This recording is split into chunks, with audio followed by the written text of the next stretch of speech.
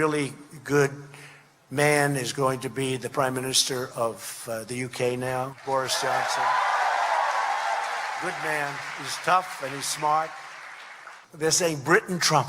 They call him Britain Trump, and people are saying that's a good thing. That they like me over there. 1 week later.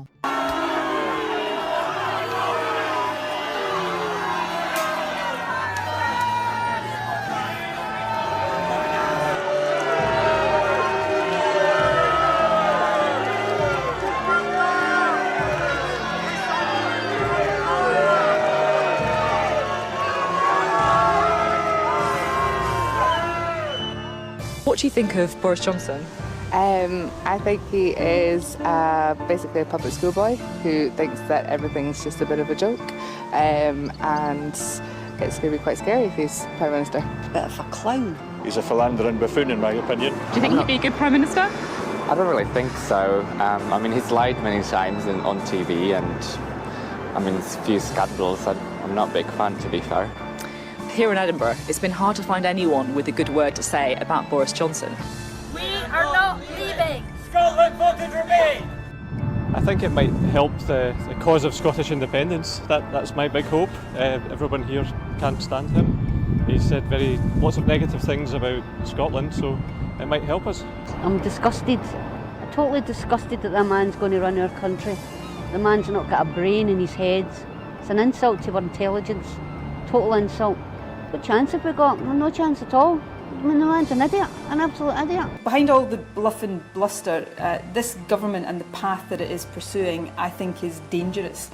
It became clear to me that this government, the new Prime Minister, has set the UK on an almost inevitable path to a no-deal Brexit. The position that it has taken makes it very difficult to see how any deal can be struck with the EU, and I think that would be catastrophic for Scotland and indeed for the whole of the UK. I made abundantly clear to Boris Johnson my opposition to Brexit and to a no-deal Brexit, and also made it clear to him that the people of Scotland should be able to chart their own course and choose their own future, not have that future imposed upon them.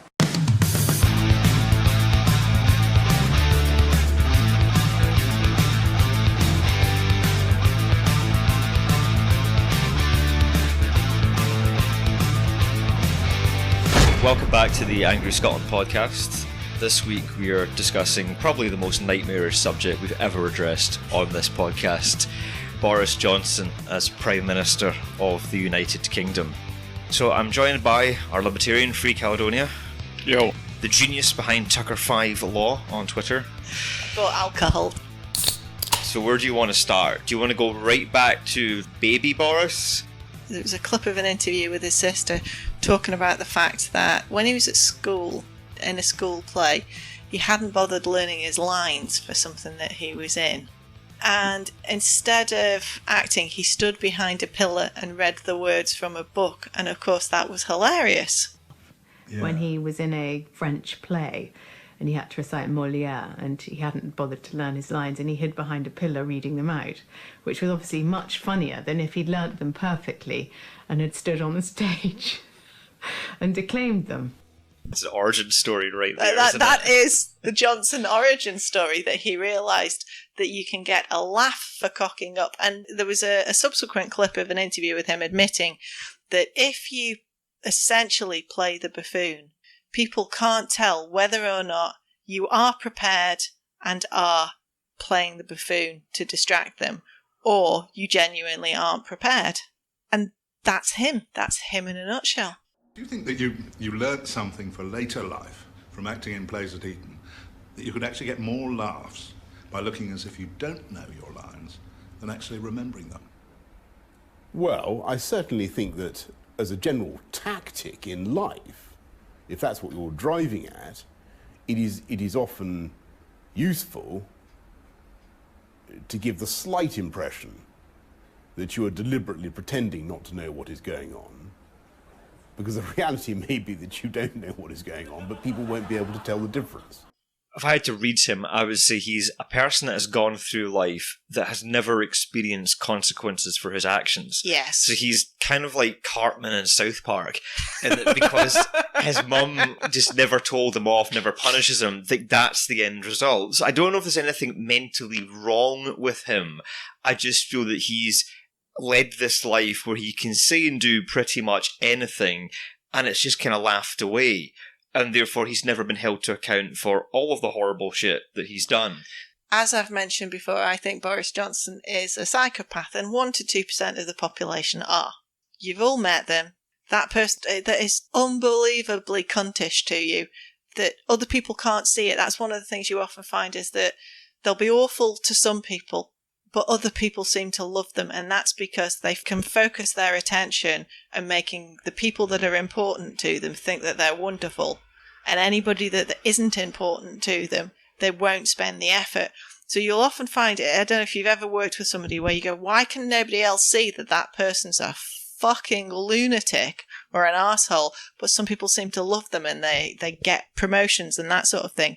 Those people are really, really dangerous, and he's one of them. I think in the social media age, that's become much more prevalent, even in, personal life and so forth. It's very easy to create an image for people of who you are and what you're about.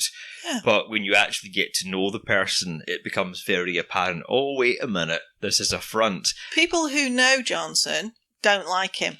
Was it Max Hastings said the only people who like Boris Johnson are people who haven't actually had to work with him or socialise with him? Well, it's probably because they've fallen in love, for whatever reason, with the character of Boris Johnson. And this is something, actually, I want to ask you, and I don't like doing this on the podcast when I put you on the spot because you're English. I have never got Boris Johnson. I don't understand the appeal of it. So if we go back to probably his first foray into mainstream attention, which was on Have I Got News for You? Yeah. England just were like, this guy's hilarious. He's fantastic. What a character. I didn't get it. I didn't get what they saw in him. I didn't understand, why is he now on Top Gear? Why is he now getting cameos in EastEnders? How has he become Mayor of London? Did he have a cameo in EastEnders? He did, yeah. It's such an honour to have you here, Mr. Mayor. Oh, please call me Boris. Lucky for me that your bike got a puncture, isn't it? Now, would you like a topper? No, I'm fine, thank you. Unbelievable. So much for giving him what for. You know, I do so admire a man who devotes his entire life to serving society. I nearly went into politics myself, you know. Really? Well, if you have any ideas for how I could help Walford, here's my card. Oh, I wouldn't dream of telling the Mayor of London what to do. Thank you so much. Good. Oh, Mayor, thank you for coming in.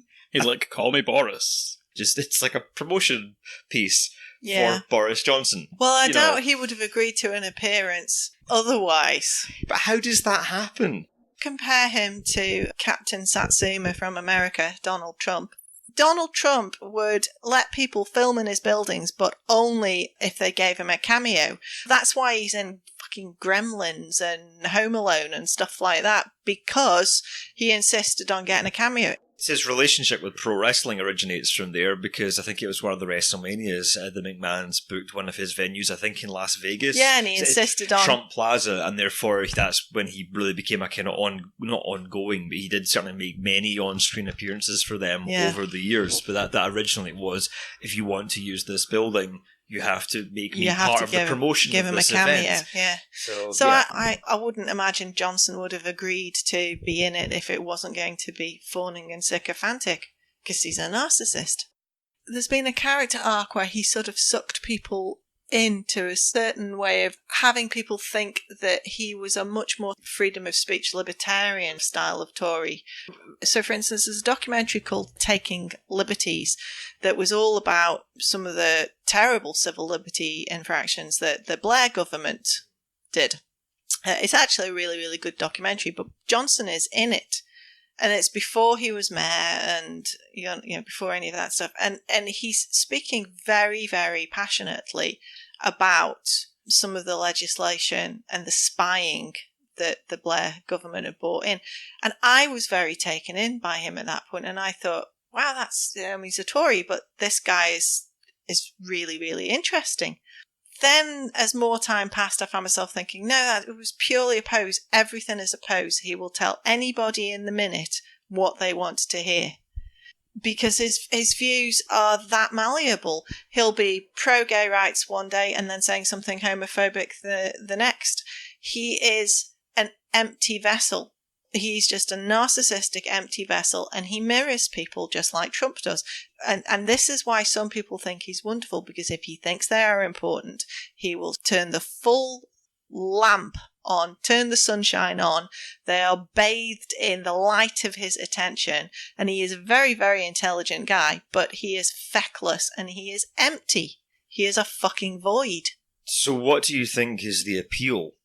Turn Who the is sunshine that on. person? Well, I think part of it Tory is that he voters. is kind of vague and he can do these pivots, these total 180s in his beliefs. And that does appeal to people who don't pay much attention. Yeah. Because they can just pick the 2 or 3 things that he said that they liked, and they go, "Oh, he's my guy. He's doing what I think want." There's definitely something to that, because I was aware of who he was before I really started following politics. Like 2012 was sort of my major, okay, I'm actually going to properly start paying attention. Twitter basically came into it. But I still knew who Boris Johnson was before then, before he became Mayor of London, because of that appearance on Have I Got News For You and some of these other kind of media spots. But I can kind of understand what you're meaning by that, because although I didn't have a fucking clue about anything, I knew who this guy was.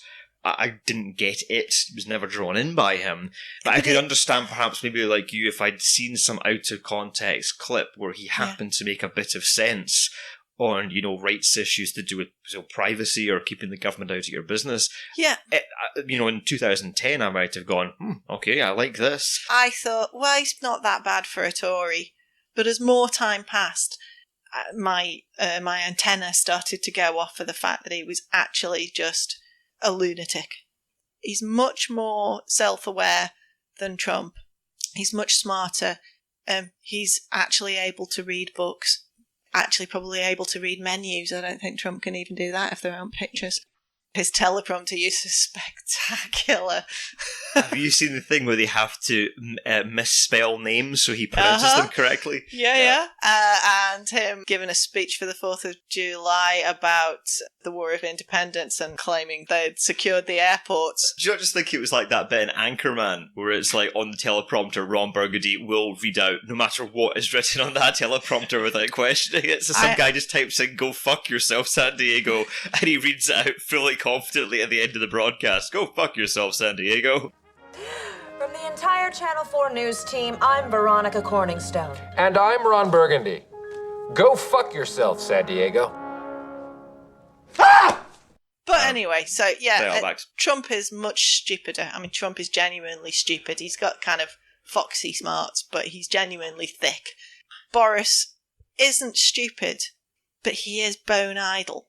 He is absolutely bone idle. And that comes out in terms of like the lack of preparation for things. And he has worked out that he can get around that by playing the clown. So I'm sure he prepares sometimes for some things, but you'll never know whether the Johnson that you're dealing with is a properly unprepared Johnson or a Johnson that is letting you think he's unprepared so that he can pull a fast one. I mean, do you want to talk about the idea of him being a character? I mean, this seems to be something that's almost deliberately done on his part. I mean, the fluff in the hair and stuff like that. I mean, and coming out wearing... I mean, what can you say about the jogging choices? I mean, like, what can you say? It's not an accident. It's done on purpose. He doesn't think to himself, they look great. He thinks, I'll look like a total fucking clown in those. And that's what he's going for. He's written fictional novels. I only recently found out he actually was a writer. He apparently wrote a fictional story that was pasted around a politician that was petrified of getting caught in a tabloid scandal because he was up to no good. Life imitates art, imitates life. And it gets really creepy when you start reading some of the details of it. There's the secretary that's kind of, I guess, the moral compass, constantly pointing out that he's fucking up and doing this wrong. And the secretary has the name Cameron. And it was a bit of a window into his psychology, but it also probably articulates the fact that he would be able to create a persona for himself very comfortably. But it perhaps raises questions of if there is a real Boris Johnson at all, or if the whole thing is just he is this empty shell that this kind of persona goes into, and there's actually nothing there, and that's why he's able to 180 on things at will. This is the thing. I was having a wee look. Somebody was talking about him on Twitter, and I married a psychopath and then divorced them after a couple of years. Just to be clear, this is why I'm so interested. But I married somebody that I now firmly believe is just a complete is Are one you of okay with these. this going on record? Yeah, that's fine. And that's why I'm so interested, but it's also why I've got antenna for it.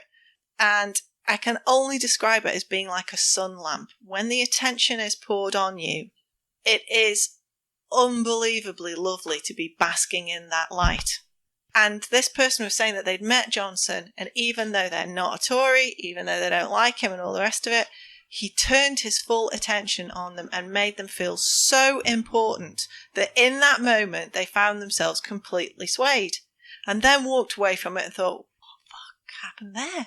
All the things that you might think you would want to say, you find yourself disarmed in the moment, particularly if you aren't primed with fuck off you fucking psycho cunt, if you know what I mean. Once you know, it becomes... They are very hard to spot.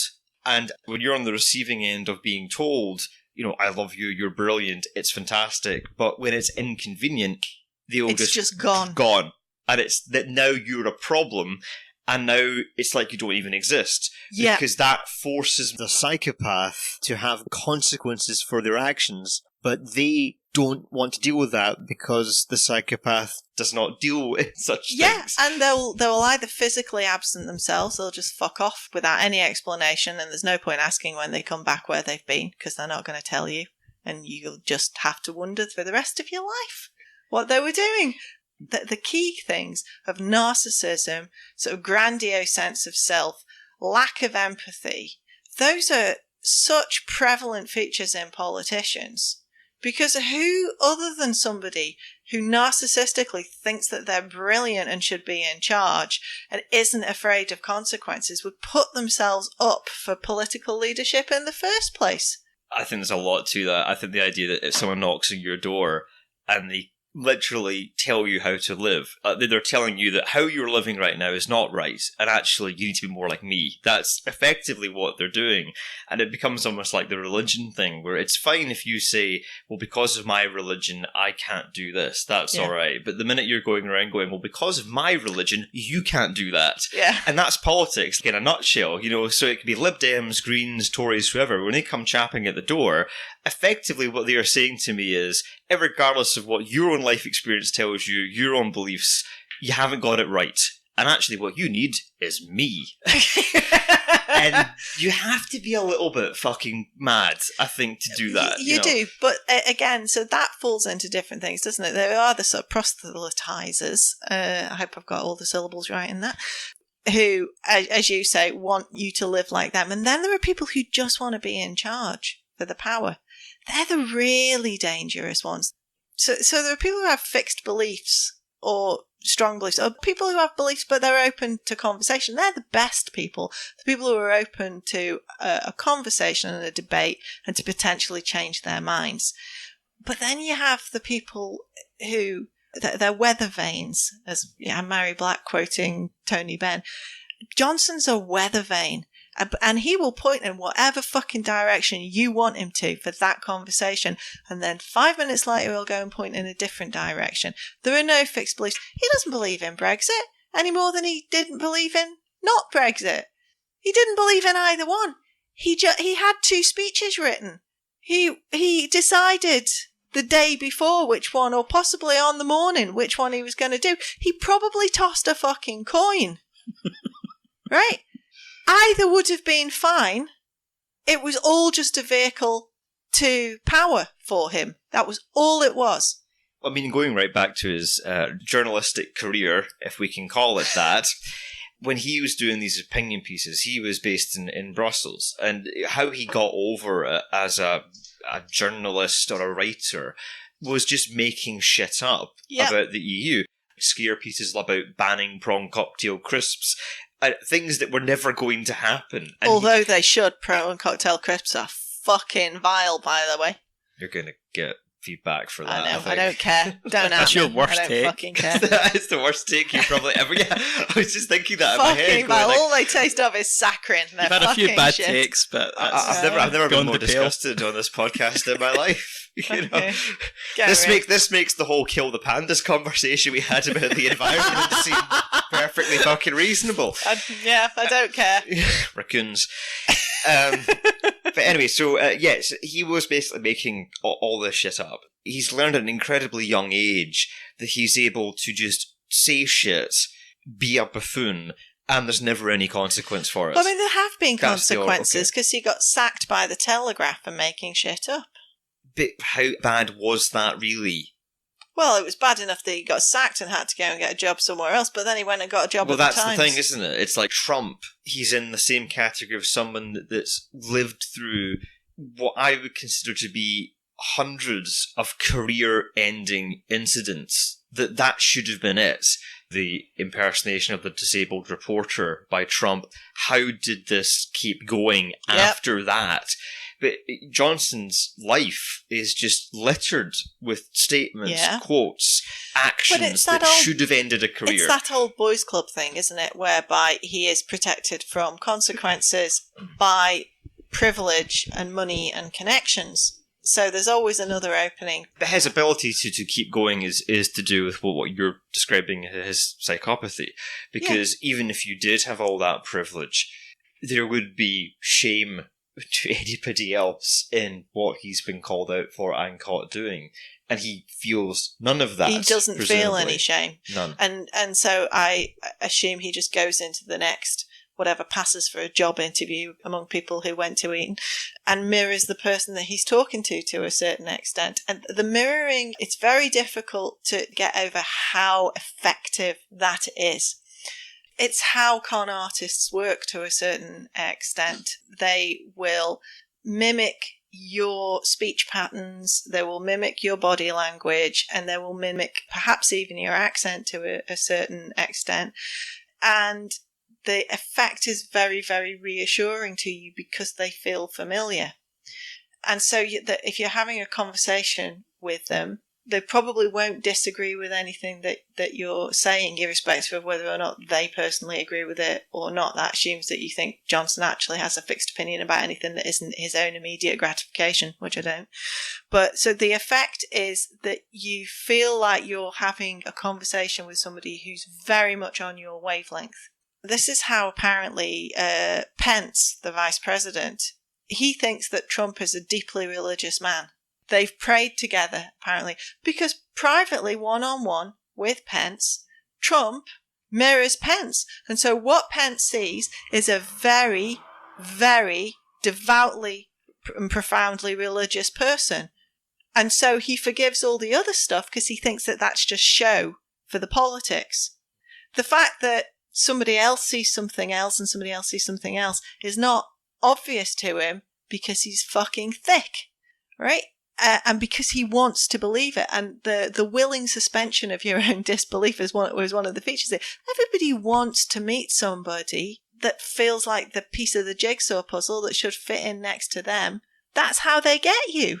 Trump's a really interesting example of it because the thing that I take my mind back to is when he first went to the White House to meet Obama while Obama was still president. Obama has a habit of sort of sitting with his legs open with his hands sort of meshed together in the middle, and it's a sort of way of not taking up too much space almost, but it's quite a diffident body position, although Obama is very confident generally, but he's also very, very well mannered. And Trump mimics his body positions and he's very polite. He behaves very much like Obama. Then when he's back in that position, once he's in charge and Obama's not there, we're back to Mr. fucking Tangerine, you know? He's got his feet up on the table. Yeah, he's picking his nose. It's really interesting. Once you know what you're looking for, it's really, really interesting. You've seen that film Zelig, so with the Allen one, where he goes and he's with a rabbi and he turns into a Hasidic Jew after 5 minutes, and then he goes for a Chinese and turns into a Chinese person. All that. It's kind of just a sponge. A very dramatic version of that. Yeah. How does that then go into dealing with crowds, though, because that's like a one-on-one thing. Well, I think that's one of the worst things, is that I think he is fundamentally racist, Trump. I think Johnson's fundamentally racist as well, in a slightly different way. I mean, I think Trump is just genuinely afraid of difference, whereas I think Johnson, it's that sort of superiority thing, if you know what I mean, of I'm the ruling class kind of thing, the jet set junta. But Trump he's sort of pulled in that kind of nasty racist crowd. And then when they're jeering and shouting, lock her up and send her back and all the rest of it, he's then mirroring the crowd, and it's a feedback loop of hate, which is fucking terrifying. You could also argue as well that because it's not one-on-one, actually when they are in front of crowds, that's probably the one time you're seeing them for who they really are. Yes. And actually some of the worst shit that both Boris and Trump have said and done has been in front of a crowd. And also the thing too, because you're not one-on-one, you're desperate for a reaction, because if you're a psychopath, the you're reaction mirroring, has to be big. so it has to be big. So therefore you do bigger, more sweeping gestures. Yeah. You make bolder statements because you need them to be making noise. Because, at a proper political rally where you're having an, intelligent discussion, the crowd should not be responding like it's a fucking pro wrestling event.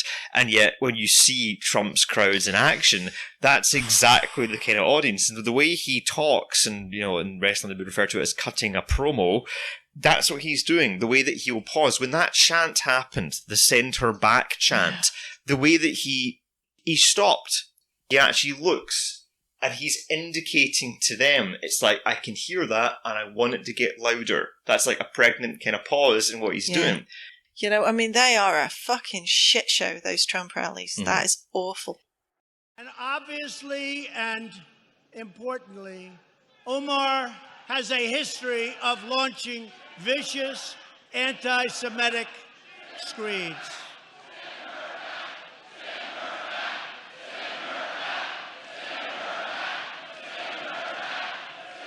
As we're talking about Boris, these are a list that you've put together. This was CNN's roundup of the worst 5 things they thought he'd said. So, 2002 in the Telegraph on the Congo. No doubt the AK-47s will fall silent and the pangas will stop their hacking of human flesh, and the tribal warriors will all break out in watermelon smiles to see the big white chief touch down in his big white British taxpayer-funded bird. The Spectator 2002 on Uganda. The continent may be a blot, but it is not a blot upon our conscience. The problem is not that we were once in charge, but that we are not in charge anymore. The Spectator 2002 on Uganda again. You would need a heart of stone not to have been moved by the little AIDS-ridden choristers. The Telegraph 2002 on Congo again. What a relief it must be for Blair to get out of England. It is said that the Queen has come to love the Commonwealth, partly because it supplies her with regular cheering crowds of flag-waving pickaninnies. And then in The Sun 2016 on Obama's heritage. Some said it was a snub to Britain. Some said it was a symbol of the part Kenyan president's ancestral dislike of the British Empire, of which Churchill had been such a fervent defender. This is probably why he's got over so well with the Brexit crowd, who don't seem to understand that Africa's not in the EU. Or a country. Because they keep banging on about the Middle East as well. The worst thing I've ever seen was the English Defence League selling branded balaclavas to cover their face with, while simultaneously advocating for banning the burqa because it covered your face. So that I thought was pretty fucking spectacular. But this is his audience he's talking to directly with all of those quotes, isn't it? I mean, that is the core Boris fan base. The thing to bear in mind is that there are plenty of people in the United Kingdom, there are plenty of people all over the world who wouldn't think there was anything wrong with any of those statements, because they're horrible old racists. They are terrible, terrible quotes.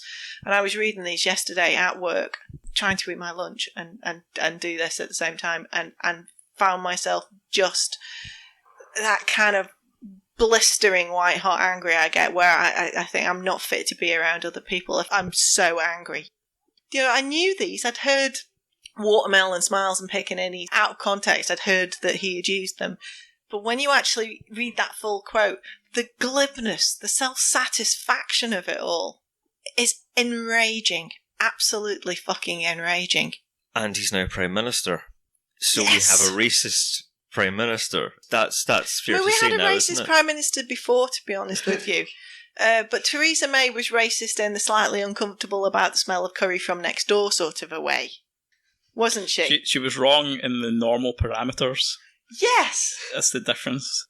Yeah, within the normal parameters. Could you suggest that they are perhaps more ignorant than hateful, whereas you might say that Boris is just the straight thing up is, hateful? Ignorant people can be encouraged to be hateful very, very easily, and that's how this shit catches fire. I don't want to linger on Theresa May, but I genuinely think she'll be a blip. I think much like Gordon Brown's almost a forgotten Prime Minister. Yeah, we almost forget that he was and I Prime think the Minister, narrative is Tony Blair has laid the foundations for where we're at with Boris Johnson, and I could go into great detail about my theories on that. He was the one that broke trust in the establishment, which opened the gates for the Johnsons. Yes, exactly. So in the same way that the Watergate scandal led to America, the rise of these movies like JFK, the Alex Joneses of the world, this conspiracy theory world, Blair is the guy, because objectively, he fucking lied. He did. And it was right to distrust him on what he did. So he broke trust in the establishment. And he's never owned up to it. So the threat is out. Blair has started to whip up the hurricane of conspiracy, paranoia, distrust, intentionally or otherwise, actually racism as well without realising it. Cameron, because he's a dipstick idiot, does not realise that hurricane is in motion and just goes, do you want some referendums? And then we get two more fucking hurricanes come on the scene, and the whole thing emerges into one super fucking hurricane. And then he fucks off to his little fucking garden caravan. Yes.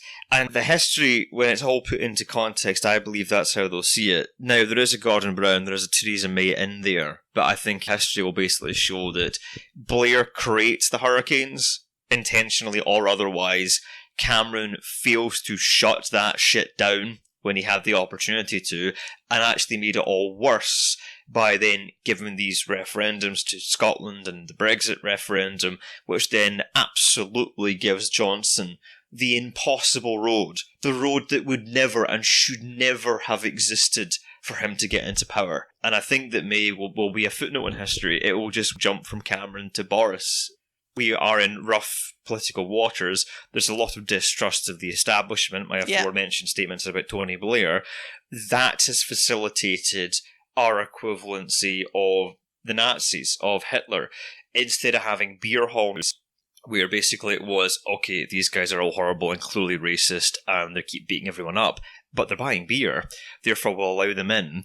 That's now social media. That's like Twitter. Because for years, Facebook was giving Alex Jones and, all these lunatics a platform, YouTube and so forth, because, well, they are a bit racist and they are full of shit. And but they get the clicks. Yes. That's exactly the same thing. And all that's happened is that you've got your Steve Bannon, who seems to be very much the kind of almost Joseph Goebbels type character in the background. I was actually going to call him Rasputin. I mean, we will get into that because I think that's very relevant. But I can see serious parallels with the sort of 30s situation in Germany. However, it is also distinctly different because this is now international. Yes, we had Mussolini and so forth kicking around as well, so I'm aware that fascism wasn't purely isolated to Germany, but what was different is that Hitler was isolated to Germany before he got punchy and then started going out.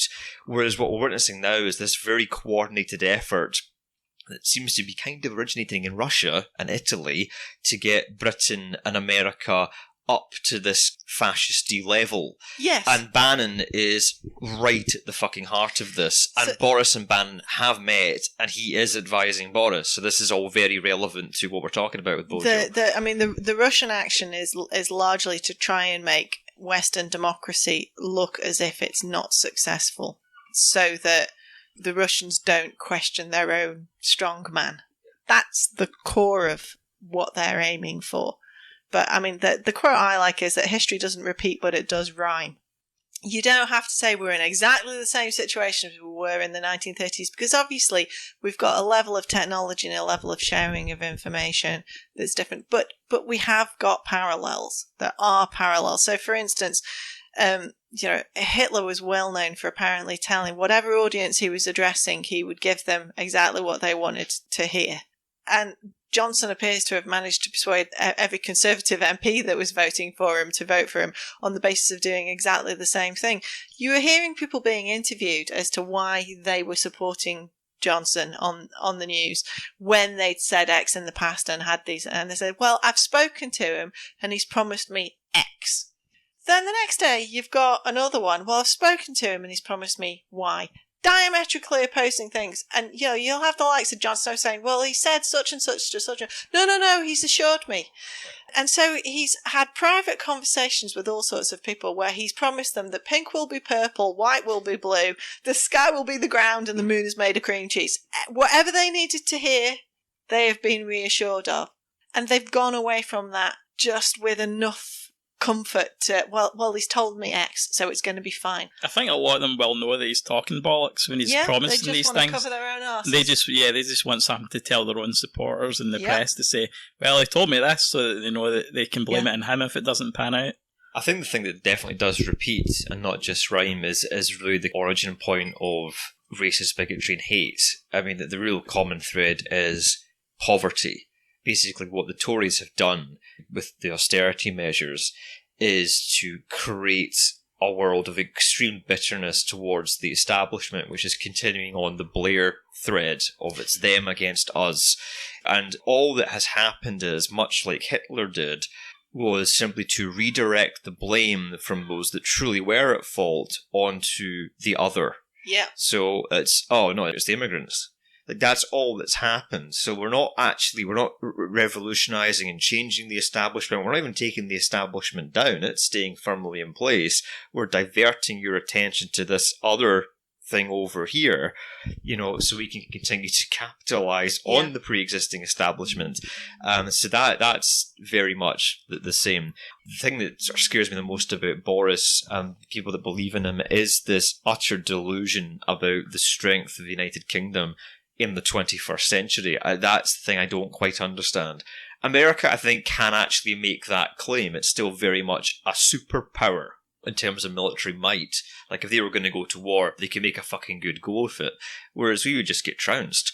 And in World War II, we almost fucking did, if it wasn't for the Americans. Not only that, we didn't even want to get involved in the fucking conflict. We only actually got involved in World War II when we came under threat. We knew all about the concentration camps. Yeah. We knew all about these Jewish immigrants that were coming over to England saying, for fuck's sake, do something. And meanwhile, the royal family are all giving Nazi salutes, talking about how great the Nazis are doing over there. Look at the economy, isn't it fantastic? And that's one thing that definitely fucking repeats, is the idea of civil liberties being lost, racism and hate. But we can point at the economy and go, but ain't that thing doing well? For some. I think there's like a very obvious reaction folk will have to that, to say, this is Godwin's law.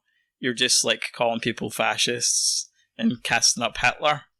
And that sometimes is a valid kind of counter-argument to a lot of this stuff, but it kind of annoys me that you're not allowed to call people fascists, or use that. Godwin himself has come out on this and said, no, it's okay, these cunts you can call fascists. Yep. You can compare these people to Hitler. I'm fine with that. My rule does not apply when it comes to the likes of Trump. That's the thing. I think it's a very important thing to say, that fascism is an ideology which exists. And it's existed for 100 years now. Yeah. The same as socialism and conservatism and liberalism. These are, existing ideologies, and they do mix together and they kind of overlap and stuff like that. But I mean, you can call Stalin a socialist, and you could also call Tony Blair a socialist, maybe stretching the term. But they exist. They can exist within a circle. Stalin, you could just as easily call Stalin a fascist, essentially. Yeah. There's an overlap. You use the term conservative, you could say one of your very right-wing, American conservatives who are totally against gay rights and stuff like that, compare them to your British, kind of a gay politician or something like that. They're so different. They still exist within that sphere. And I think the same is true with, fascism, because we tend to just make that into this tiny wee point that happened in 30s and 40s Europe. And it's only Hitler and Mussolini, and that's all that fascism is. But no, it's a much bigger thing. It is. A lot of these politicians like Trump and Boris Johnson, what are you going to call them?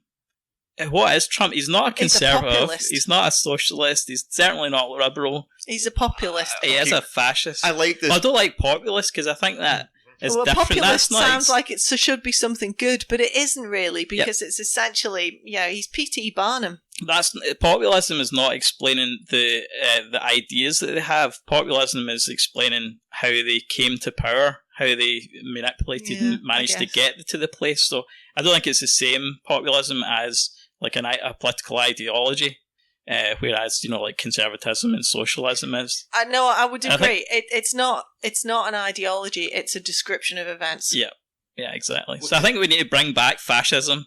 Not actually bring it back, but bring it back as a term that's used to describe people and a certain type of nationalist economics and a certain type of supremacism. Yeah, that very clearly exists now, and I think we should be not afraid of saying that clearly and calling it out. Because it's really, really dangerous. I mean, ultimately, there's a lovely line in The West Wing where someone says, the Democrats support globalism because it prevents wars. And ultimately, for all the problems that it brings, trade prevents wars. When you're trading with people, it's inconvenient to go to war with them. And ultimately, for all the other problems it brings, it stops a lot of grief.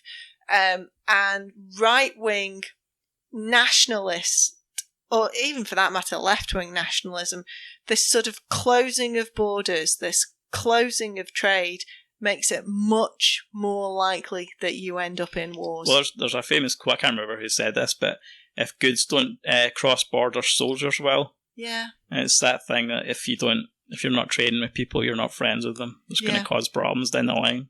To tie back in right to the start of the podcast, when I was trying to identify what is the appeal of Boris Johnson, why has this happened, I can normally play devil's advocate quite well, and I can put my head on someone else's shoulders.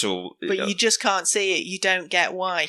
Yes, and so as a random example, I don't like the fantasy genre of books or film. It's just not my thing. But I recently rewatched Lord of the Rings, and I could find merit in that. I thought, good soundtrack, the special effects have held up particularly well. If this was your genre, I can get this. But when I apply that same sort of outlook to Boris Johnson and the Tory party, I don't understand what Tories see in him that has merit. So I think I understand what a Tory is. I can play devil's advocate. I can put my head on a Tory's shoulders. And you don't understand why they're going for him. Which to me simply highlights the fact that he's not a Tory. He's something worse. And this is where the fascism thing steps in, where these people, they're not conservatives. They're not right-wing in that traditional sense that we've understood for the last how many decades. And I think you're fucking right that you need to start calling it this what it is. That's a fascist. Well, the thing to bear in mind, firstly, is that he's not that popular. I mean, my understanding is his popularity is at something like 30-odd%. Yeah. He hasn't been voted in a general election. Let us just bear that in mind. He hasn't been carried in on a wave of popular support the way Blair was. It's interesting, actually. I remember my dad didn't like Tony Blair. My dad had been a Labour voter most of his life, with one exception, which was that he nearly fucking killed himself about the fact that he voted for Margaret Thatcher in 1979, but he just thought that the Labour Party was such a shit show at the time. And he said to me, I just thought that we needed a change, and then he was one of the first people that got made unemployed when everybody got made unemployed. So there's buyer's remorse for you. I'm sorry, Dad, and no, I don't believe in the afterlife, but I'm sorry I've told people that you voted Tory. But he regretted it forever. But he thought Tony Blair was dangerous. He said he's a very clever guy, but he's fucking Satan. He hated him. He didn't like him at all. He just thought that he was, again, a hollow vessel. But he was a much more palatable hollow vessel than Johnson, That to me is the separation between psychopath and sociopath. Blair understands how he is perceived and understands there are consequences for his actions. And behaves in a So certain the reason way. why at the moment he is so dead set on stopping Brexit is that it will unravel his entire legacy. He's smart enough to understand how history will remember him. Yeah. And they will point to him as the point where trust was lost in the establishment. Yeah. And that led to all of this. Not only that, but he fucking gaffer-taped Northern Ireland with the fucking Good Friday Agreement. That's all going to come undone. So he will be remembered in history as the guy that is the origin point of the modern rise of fascism. Because this is what he did.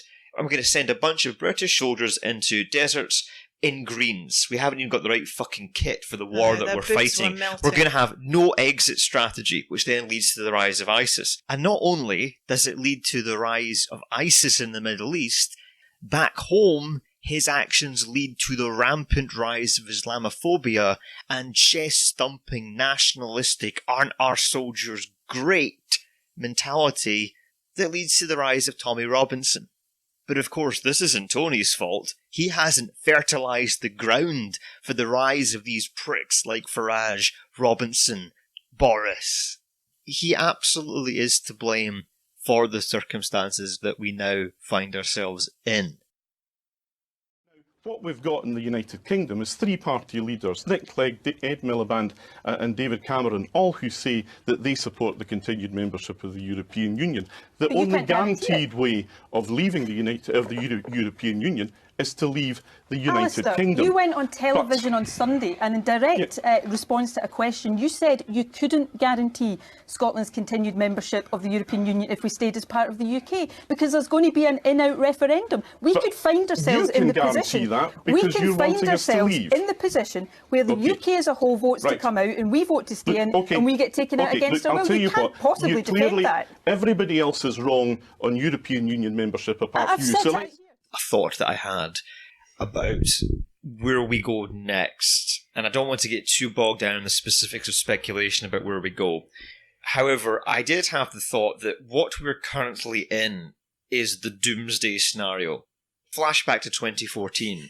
This was the very situation that every yes supporter pointed at and thought, if we don't vote yes and get Scotland out, this is where we're going to end up. So I never really thought beyond the doomsday scenario, if that makes sense. I never thought, like, 2014, I thought 5 or 6 years in the future, I can imagine us being out of the EU and Boris being Prime Minister. Oh my fucking God, that's horrific.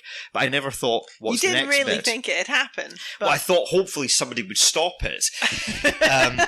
But we'll see. But I mean, this is the worst case scenario. So what I've found now is that my brain's never even speculated about what's beyond this point. What happens So if next? I think, like, I was 5 years ago, I'm thinking, where are we going to be in 5 years? I accurately would have possibly predicted this, as many people would have.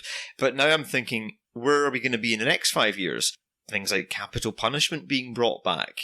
You know, we're so through the looking glass at this point that I don't know where we go next. And the likes of Priti Patel are in favour of that. And the sort of thing I want to ask is, do you think this is a phase and it is all going to revert back to some semblance of normality, or No, do you think it's going to get There worse? will need to be a crisis. So reluctantly, this is what I have come to terms with, and I feel a genuine sense of guilt about this as a conclusion, but it is the conclusion I've reached. If Brexit doesn't happen in some form, then we will just stagger on for another 10 years through toxic slime fields. If Brexit happens, it will be a shit show. It'll probably be a no-deal Brexit. It will be a complete fucking crisis. And then there's two ways that goes. Either there's a little bit of public awakening about consequences of this sort of thing. But the thing that worries me is that Brexit happens, we have a no-deal Brexit, it's terrible, and rather than people come to terms with the fact that they may have made a mistake, people actually drill down and it's all just, we blame the EU and all the rest of it, and it becomes a much more entrenched position. I feel like there's a necessity for consequences for people to actually learn a lesson. But I think that if it doesn't happen, this will just drag on for years, and the likes of Mogg and Farage will simply play the card of, well, we haven't had it hasn't happened, and this and the other, and these problems that we're having are all just because we haven't had a good Brexit, and if we'd just done it properly the way we said. Whereas if we actually have a no-deal Brexit and they are shown to be liars by actual happenings, by actual facts and circumstances and things happening, like WTO rules not being the same for us as they were at the moment under the EU, America not suddenly wanting a trade deal, Australia not being a really good source, for instance, of fresh vegetables just because they're fucking halfway around the fucking world, and that's not really as convenient as bringing peppers in for Holland. I feel like if they don't happen, people just won't learn because people aren't paying attention. So it's kind of like parenting the irresponsible child that you tell over and over again, do not touch the hot stove. Sometimes you will you be have burned to let them touch the if you stove. touch the stove. And you think that we are dealing with the kid that just has to touch the stove to learn the fact that they're going to burn their fingers if they touch the stove. I think you're right. It does feel that even with the Scottish independence question, that because we're constantly dealing with hypotheticals, until something actually occurs and there's real world fallout from it, then it's all just project fear. Yes, exactly. And it's everyone's lying. No one knows what to believe, and it's just constant stalemate. And I think you're right. There has to be some kind of push point. Yeah. So, Free, do you want to take a stab at where we're going to be in 5 years' time? Not really, no. Because I've got no idea. I couldn't have predicted most of the things that have happened over the last 10 years. So, do you think there's going to be a necessary crisis? Yeah, I think the interesting thing will be the way the parties deal with it and how they end up splitting up. Because I think that has to happen. I think the Tory party is now 2 parties, and so is Labour. And we have had these kind of wee splinter groups and, the Brexit party and stuff like that. But I don't think that's fully finished yet. I think there's still quite a lot more to happen where that's concerned. I agree. I mean, you get guys like me, who I'm a liberal, kind of libertarian, free marketer, and at the moment I feel most at home when I'm talking to other people who are kind of liberal, globalist people, regardless of where they stand in economics. I think that's more the dividing line. That never was the case in the past. Yeah, it was always you're either left or right on economics, and neither of these two groups should ever meet, but it's changed a lot. Yeah. Just over the last few years. That's really interesting. I can't predict where that's going to go, but I think there will be more divisions. I think the Scottish parties might change a lot as well. You could have, completely different Conservative party here, which, even a few weeks ago I probably wouldn't have predicted, but I think that's much more likely to happen in the kind of fairly near future. Mr. Ian Blackford. Thank you, Mr. Speaker, and of course I should welcome the Prime Minister to his place, the last Prime Minister of the United Kingdom. Mr. Speaker, it is often said that the Prime Minister lives in a parallel universe. Well, my goodness, that's been proven beyond any reasonable doubt this morning. In fact, it looked as if he was about to launch himself into outer space. Is Ian Blackford right to call Boris Johnson the last Prime Minister of the United Kingdom? Maybe. Hope so. Send in the clowns. Those daffy, laffy clowns. Send in those soulful and doleful schmaltz by the bowlful clowns. Send in the clowns.